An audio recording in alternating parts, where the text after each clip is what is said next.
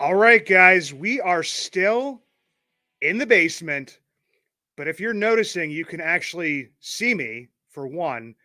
And then number two, you'll notice a very cool logo, which I'm probably going to point the wrong direction, but hopefully I get it right here. That says Minor League News and Brews up here. And this has been a brainchild for probably about, I don't know, 3 years here. The pandemic kind of stopped it.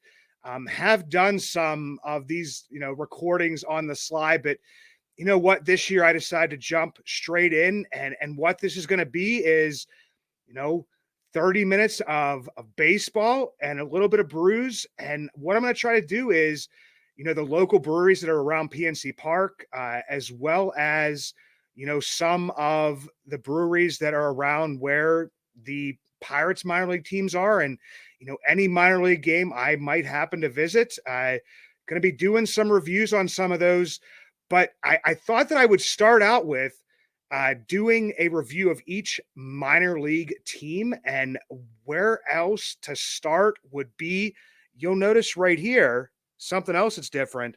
We're going to low A Bradenton. Don't worry. I still got the Yins hat here for everybody. I'll be putting that back on right after that. But welcoming to the show for the first time, we have Ben Pokorny, and Ben is the new voice of the Bradenton Marauders, coming from by way of Mizzou, Arizona State, Kalamazoo, and now he's down in Bradenton. Ben, how you doing today, brother? Good. Thank you for having me on. You mentioned the places I've been. I think Kalamazoo, Quincy, Illinois, Mizzou, Arizona was a nice weather, nice place to be. But probably the first time I'm calling baseball in the best city in the world that I could think of to start for a low A town. Yeah. And I mean, the bonus is that right now, I mean, I can see where you're at, and I guarantee you've been like taking some trips over to Pirate City and, and been checking out some guys and getting to know some people and, getting to mingle with a lot of big names that are down there right now, but, definitely a very cool situation to be in. Yeah, I was over at Pirate City, actually, that you mentioned it, from about 11 a.m. to noon today, just watching some live ABs. It's a frenzy there at times with the viewing to the public, but try to sneak in for an hour a week just to watch infield or whatever it was, and got treated today. They had live at-bats, and on field one, group one was Kutch, Reynolds, and Cabrian Hayes, all just rotating in and out for about 45 minutes. So just sitting there and being able to be a fan and just watch these guys swing was probably the best part of my week so far.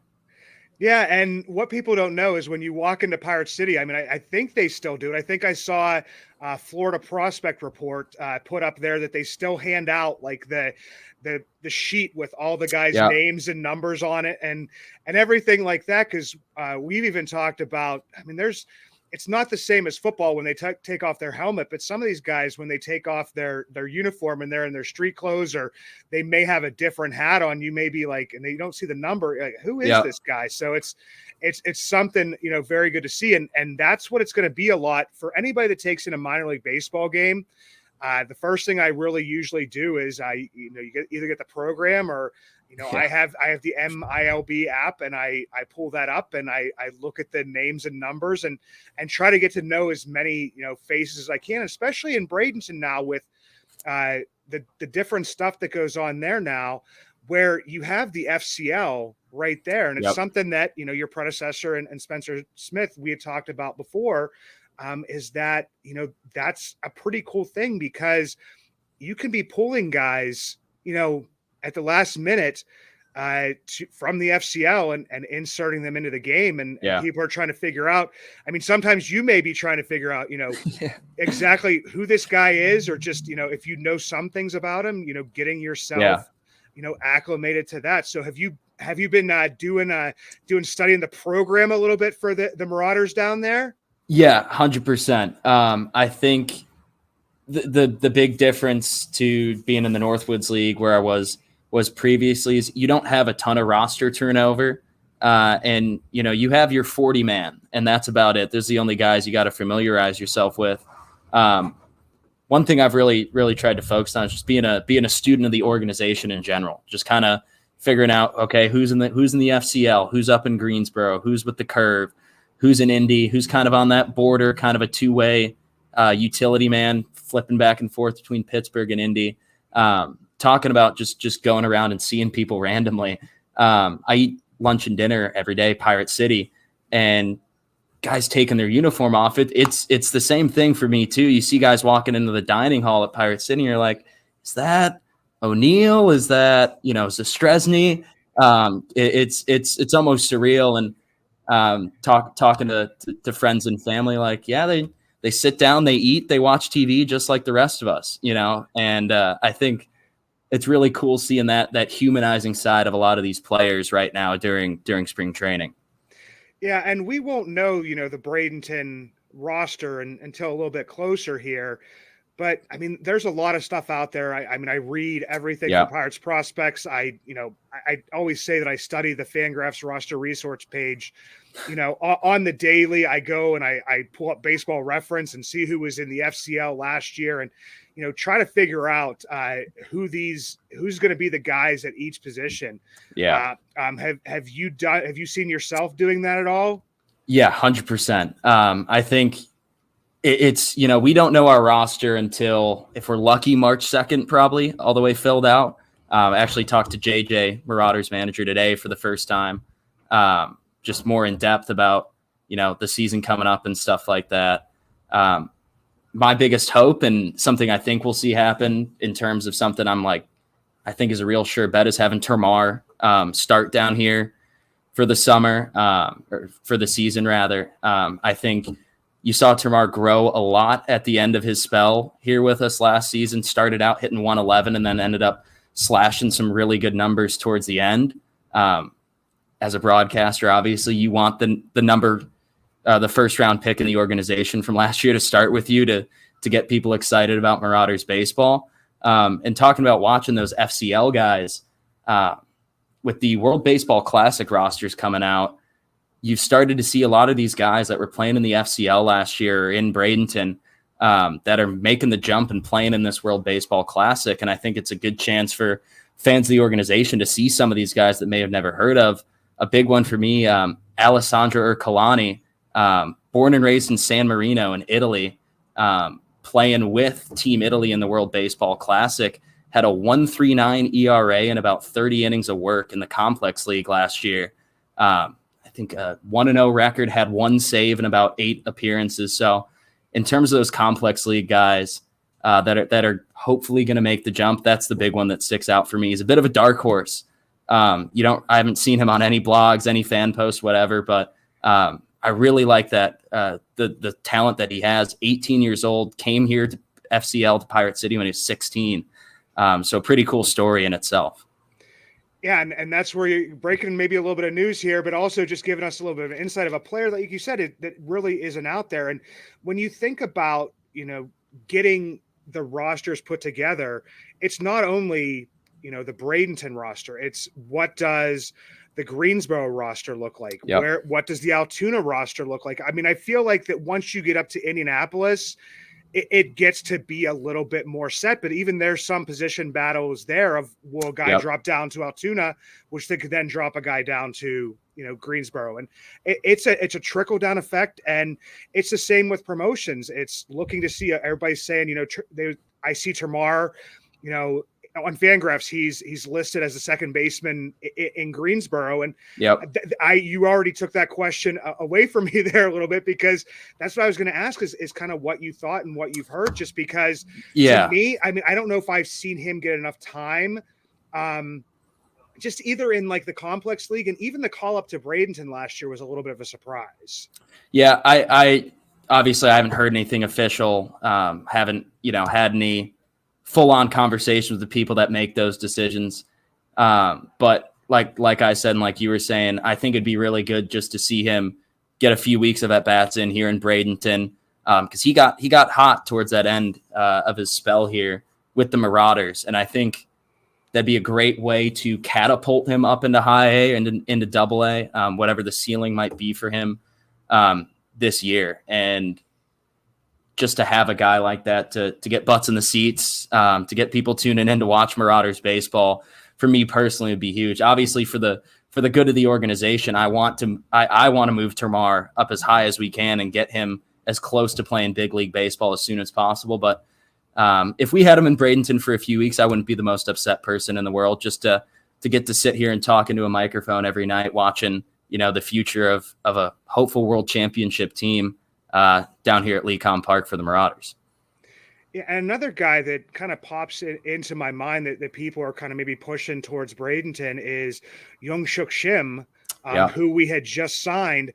I know that, Po Yu Chen, and it's just comparing for me the international type players and the competition that they had faced, maybe getting some time in the FCL, even if it's just, a few games, just kind of almost like Po Yu Chen was in his first year. And he absolutely dominated. I think he did not walk a player in the FCL and was striking out like guys left and right, and may, need that. And it might not be in the rotation from the beginning.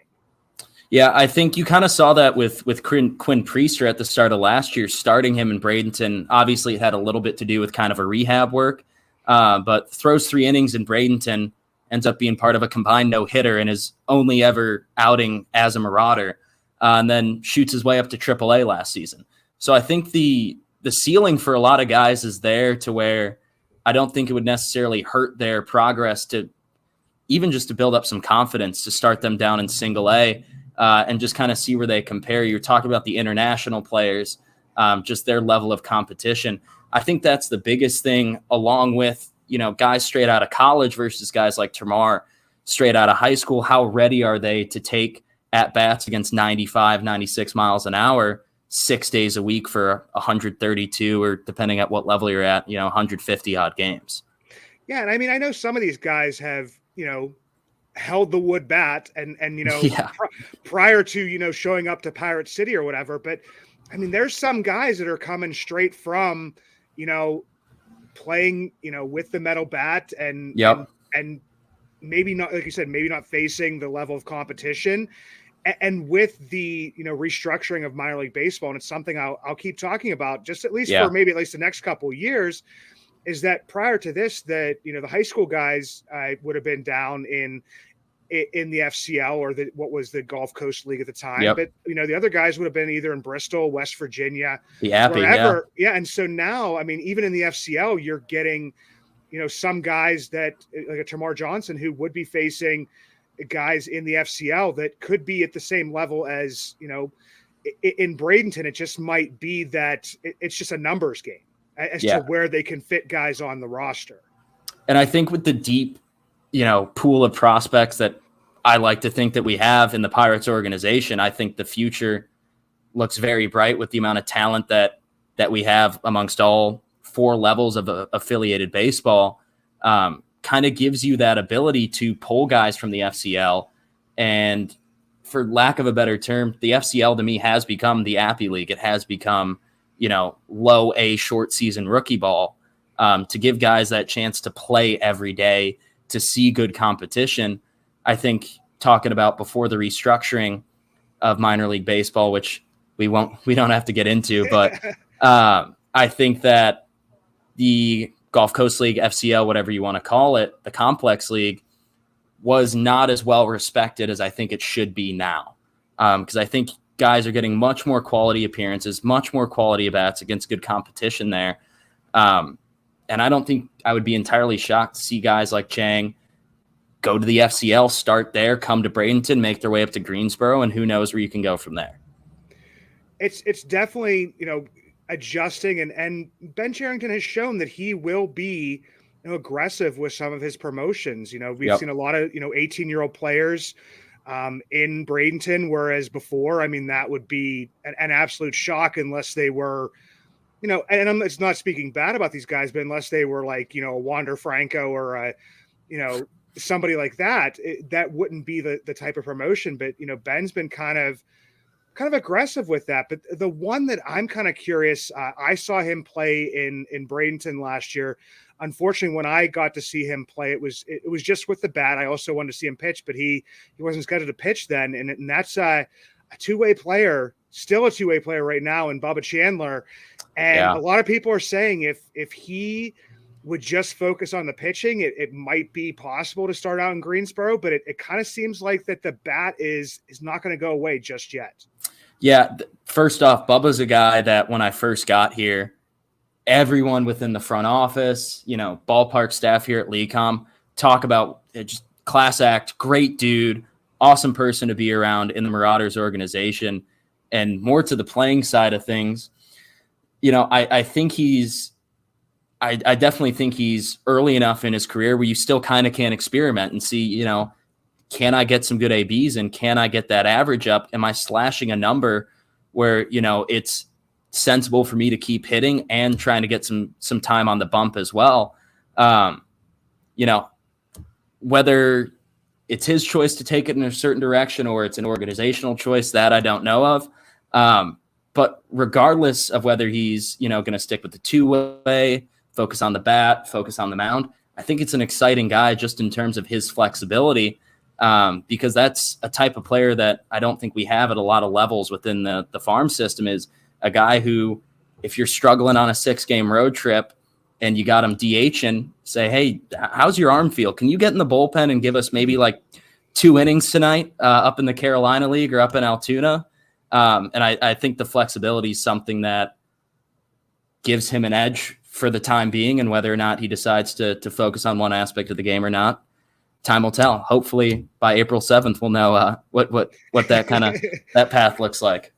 Yeah, because the one thing that I kind of suggested, and I know I'm just a guy. I sit in my basement and I watch as much minor league baseball as possible, as much Major League Baseball and different stuff. But as a person who, didn't make it far in my baseball career, but was me neither.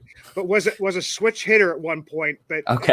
at one point in time, I was told to focus, and I wasn't even pitching, and was told to just kind of focus on the one side. Well, Bubba's on the bump. He's switch hitting. He's got to focus on all that kind of different stuff. So my one suggestion was, okay, Bubba, which side of the plate do you feel most comfortable on? and maybe just stick with that, because you see the power there and you see the potential. Yeah. A couple of times, saw him just like launch it at LECOM into the I guess to the bullpen over there. Yeah, right out there. Yeah. So the power is absolutely there, and you could see that the skill level's there. So that's just definitely going to be something interesting to watch. Is there anybody else that you've kind of like thought of that maybe you're looking at in Bradenton or in the FCL that you've kind of like been keeping your eye on a little bit? Not anyone in particular. I think, I am like everyone else. I think I get caught up in, Termar, Andy Rodriguez, talking about those guys that are at the top end of that top 30 prospect list. And I think that's the best part about the FCL and single A baseball in general, is that we really don't know who's going to be our guy this year. We could have someone that we picked up from a Frontier League or an American Association spot come in here and be a dude for us for 132 games. I think that we know those top end prospects that more or less will be, deposited in Bradenton or Greensboro, Altoona, Indianapolis.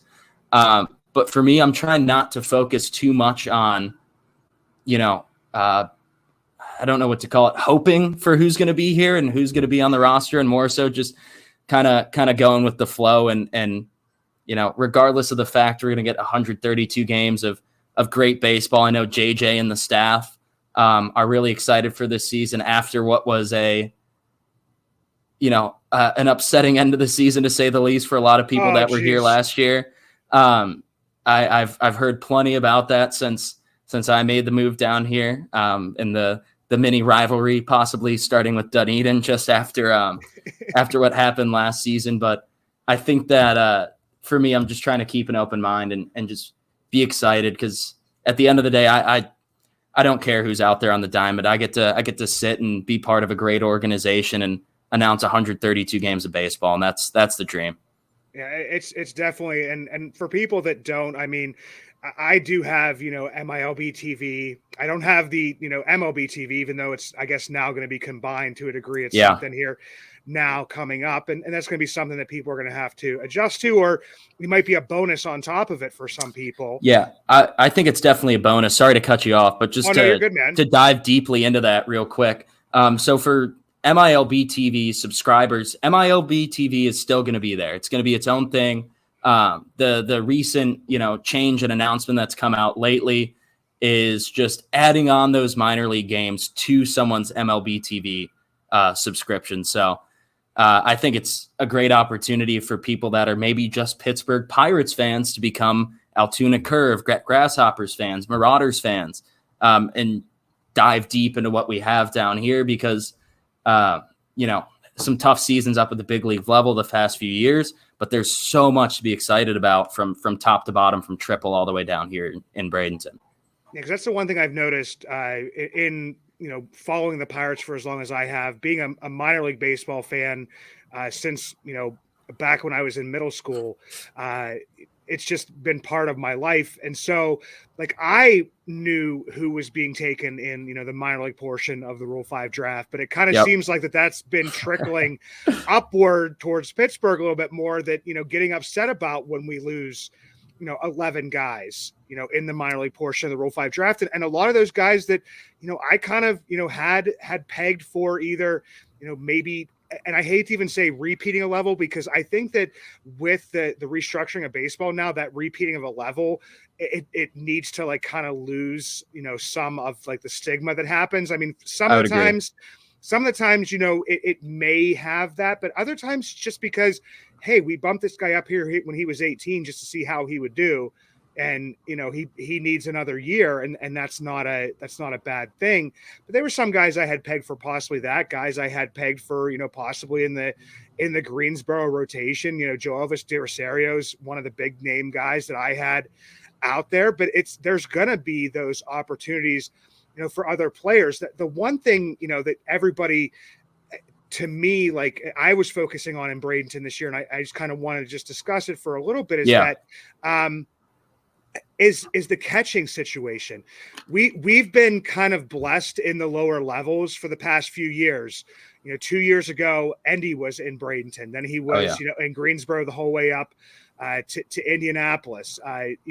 Abraham Gutierrez was when he came over from the Phillies organization, and then he was in Greensboro last year. We've had a lot of, Henry Davis coming through Greensboro and different stuff like that. And now I looked, and it's not that I see Giovanni Planchart is a guy that I think I wrote an article. Anybody go back to Inside the Bucks basement and search it.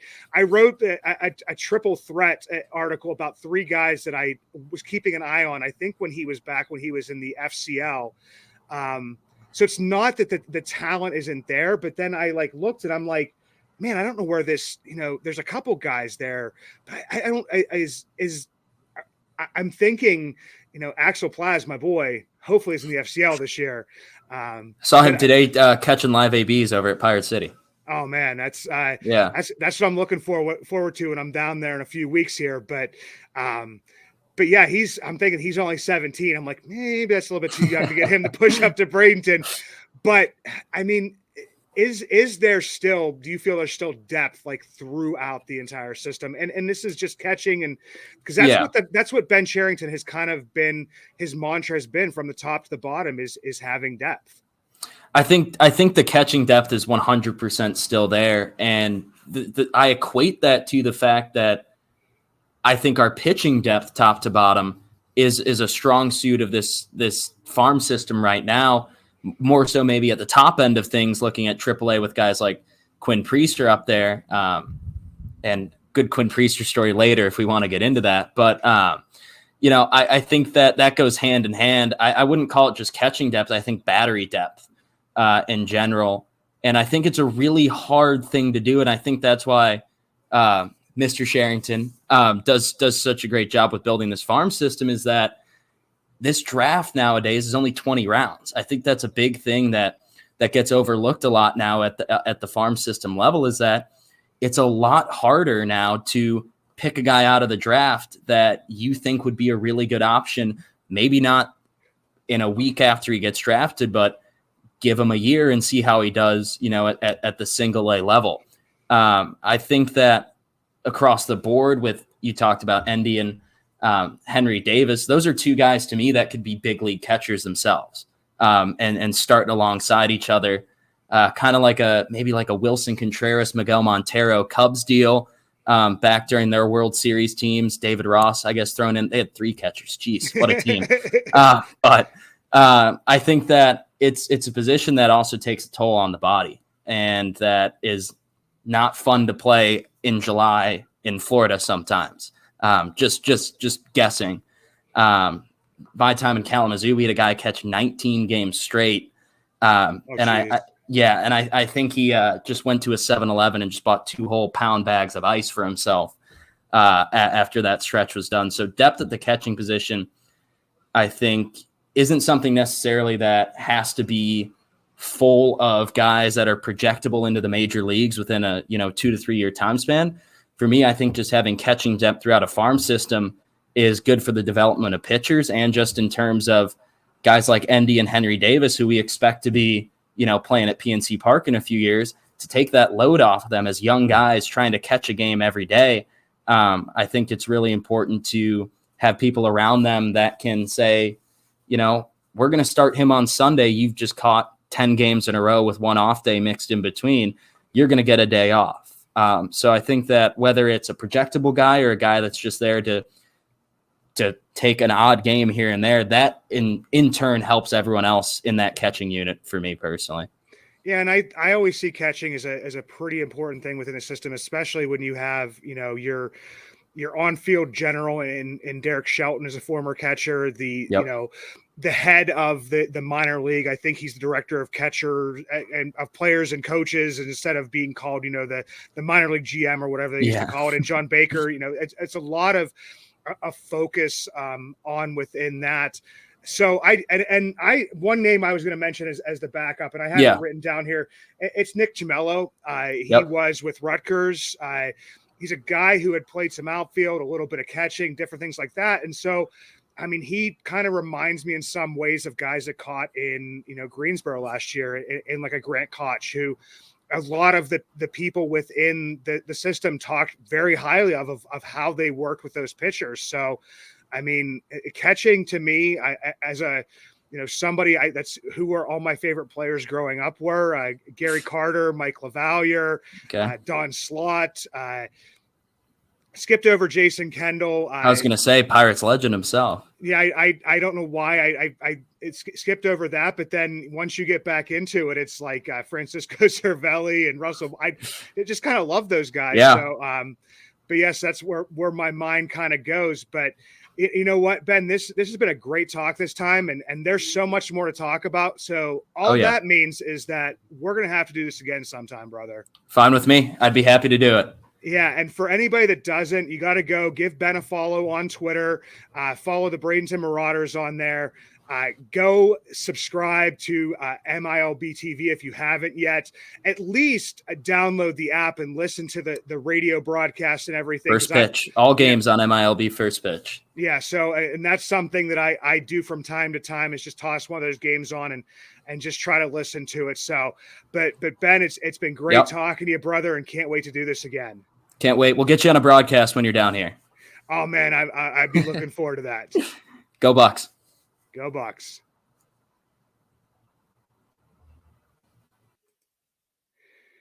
All right, guys, that was Ben Pokorny, and we're up against it here. But I also wanted to talk about the other thing that I kind of mentioned, which was everybody's wondering what Craig's been sipping on from behind this Pirates can right here. And for me, the people at Creekside Beer were nice enough to. I wish I was looking for some Big Storm, some Magnanimous Brewing, some Motorworks, different places like that. But in the few weeks I'll be down there, I'll be, looking at that. But for right now, I can't really say it too well. And I don't know if you could see it too well. It's a little bit of a Jaya-like hazy that I've been sipping on here. And I've got 4 of them here. And I've taste tested all of these prior to this. And I do my rating on something that I call the Waboba. the weighted based on batting average beer system. And I have to do it that way because I'm not a big stout drinker. I'm not a big porter drinker. So I got to, or sour drinker. So I got to bump their scores up a little bit, give them a little bit of an advantage. And I got to take the lagers and the hazies down a little bit. So I have my scores written down here. And this one right here is for the Jai Alai Hazy. It's a double dry hopped IPA.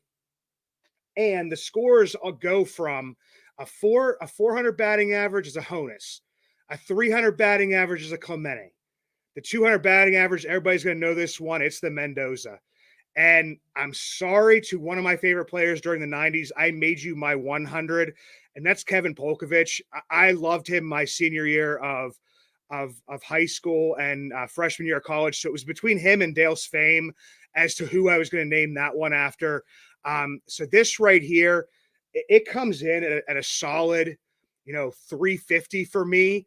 But with the weighted thing, the pale ale has come down the 50 points. So it comes down to an even 300. That's a Clemente for me right there. Another one, it's the first time I tried this one. It's the Jai Alai series. It's a Spanish cedar. And that is another IPA here.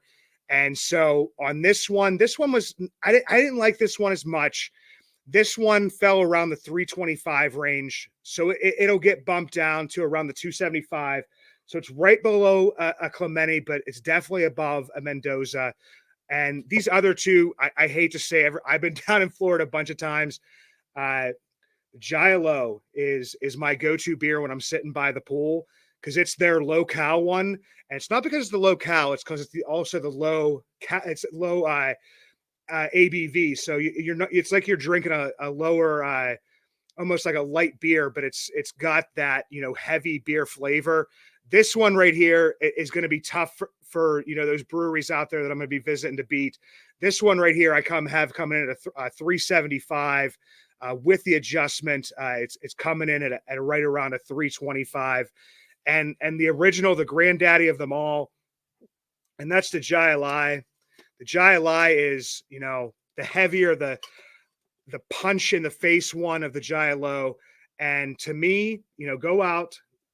My camera, I can't see it too well, but the Cigar City, look for that sign right there. This one right here, I'm going to give it the 3.75 as well.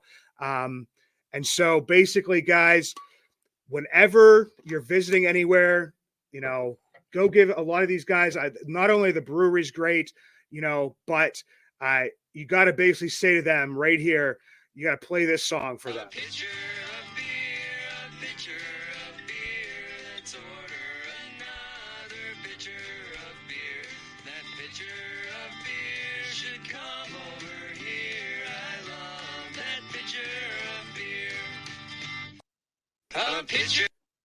And once again, I'd like to thank the guest we had on today, the new voice of the Marauders, Ben Pokorny. Next week, we'll be previewing the Greensboro Grasshoppers. Trying to decide whether I'm going to do that one by myself or if I can, talk somebody from Greensboro or somebody from the prospect sites are coming on, but have been doing, as much research as I can on who I think might be in Greensboro, and going over to Creekside Beer and getting some more beers from the Greensboro area. Until next time, this is Craig Toth from Bucks in the Basement, starting off here, Minor League News and Brews. Also go to our partners at Shop Yins, go to Creekside Beer, and go get yourself some Cigar City.